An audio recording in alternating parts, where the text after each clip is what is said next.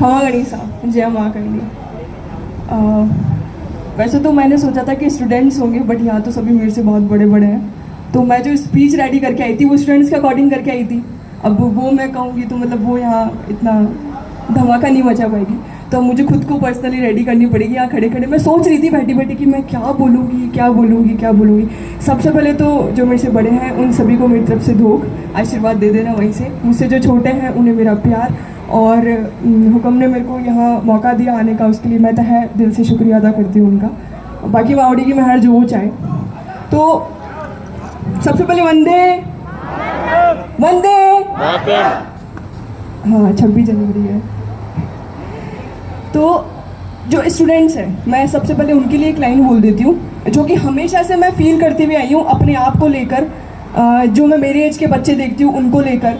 और तो हमेशा ना हमें एक डर लगा रहता है। मैं बच्चों के लिए बोल रही हूँ, ये हो सकता है बड़ों के साथ भी ऐसा होता है। तो हमेशा ना अपने अंदर एक डर रहता है।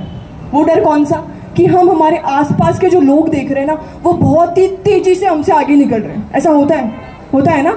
हम स्टडी कर रहे हैं, अगर मेरा जो फील्ड है डांस का फील्ड है या फिर मेरा जो बिजनेस का काम है, मैं बड़ों के लिए भी बोल सकती हूँ कि हमारे आसपास के जो लोग हैं ना वो बहुत तेज़ी से हमसे आगे निकल रहे हैं। और उस बीच में भी हम ये सोचते हैं कि यार मैं जो कर रहा हूँ या जो मैं जो कर रही हूँ वो सही है या गलत।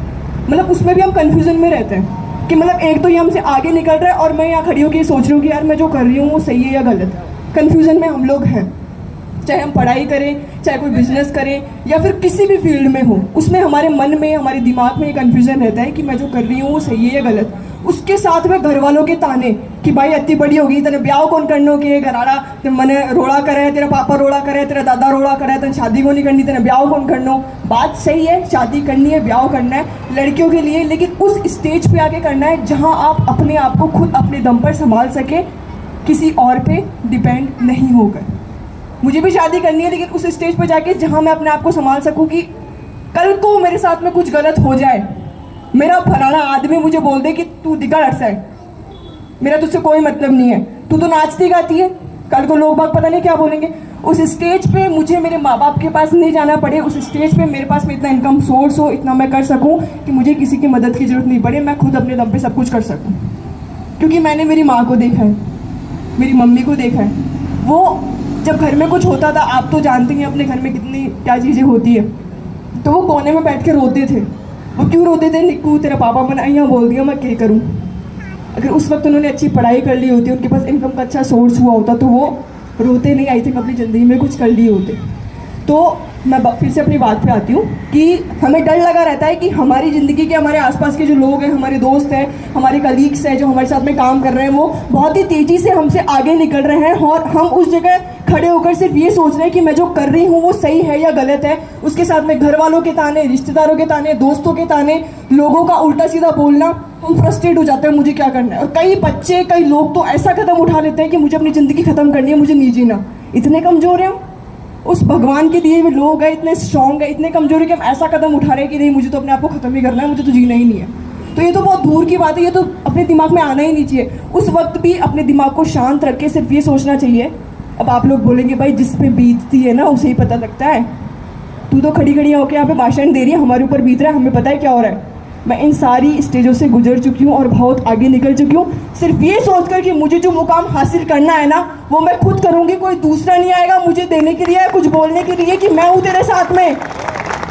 लोग सिर्फ कहने के लिए आपके साथ में होते हैं, जब आपको ज़रूरत होती है साथ की तब नहीं होते। ये मेरा सेल्फ एक्सपीरियंस है।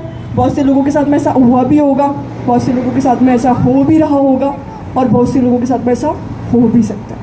तो इस चीज़ का आप लोग ध्यान रखें। बाकी एक बात और, मैंने ऐसा देखा है या फिर ऐसा सुना है, मेरे साथ में ऐसा बहुत बार हुआ है, मैं हमेशा अपने ऊपर बीती हुई बताती हूँ। मैं किसी और की सुनी हुई या किसी और की देखी हुई नहीं बताऊँगी, क्योंकि जो मैं अपने ऊपर बीती हुई बताऊँगी ना वो सच है। मैं झूठा बना के आपको कुछ भी बोलूँगी, मैं फलाना वहाँ गई थी, मैंने ये किया था, मैंने वो किया था। आज मैं यहाँ खड़ी हूँ, आप वहाँ बैठे, अपने अंदर आप और मेरे में डिफरेंस क्या है कि मैंने वीडियो बनाया, मैंने लोगों के सामने अपनी चीज़ें बता दी।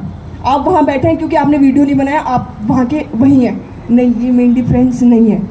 मैं अपनी प्रॉब्लम से, अपनी तकलीफ़ से, अपनी जो दुख दर्द थे, मेरे घर में जो इंसिडेंट हुए, मेरी लाइफ में जो इंसिडेंट हुए, मेरे दोस्तों के साथ में, मेरे साथ में, मैं उन सारी चीज़ों से लड़ के, झगड़ के एक कदम मैंने आगे ले लिया। और आप अभी भी उसी चीज़ से लड़ रहे हैं। हालांकि आप मुझसे बहुत बड़े हैं, उम्र में बड़े हैं, आपने दुनियादारी बहुत देखी है, आपने ये सारी चीज़ें शायद देख ली होगी अपनी ज़िंदगी में, लेकिन उन सारी चीज़ों में मैं एक कदम अभी भी आगे हूँ, क्योंकि मैं लड़ रही हूँ। और मुझे पता है ये दुख तकलीफ़ अभी भी मेरी ज़िंदगी में ख़त्म नहीं हुई है, आगे भी बहुत आएगी। जब तक मैं जीऊँगी तब तक ये ज़िंदगी का एक पार्ट है मेरा, कि अगर दुख तकलीफ़ आ रही है ना, वो ज़िंदगी का एक पार्ट है, इसके बिना ज़िंदगी है ही नहीं। तो इनसे लड़ना और इनसे लड़कर आगे निकलना, ये हमारा काम है, बैठकर घर में रोने का नहीं। Thank you so much. जय माँ करनी, जय हिंद, जय भारत।